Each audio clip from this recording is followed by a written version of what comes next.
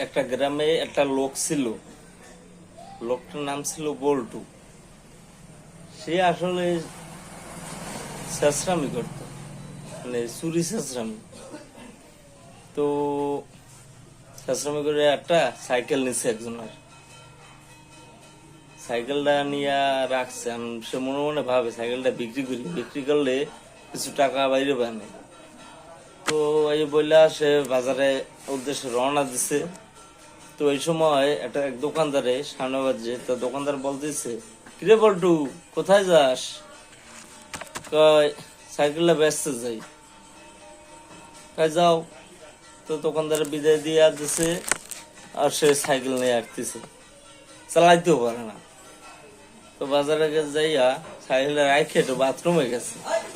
বাথরুমে গেছে পর এই ফাঁকে একটি লোক, ওর মধ্যে শেষরা, তো সাইকেলটা নিয়ে গেছে।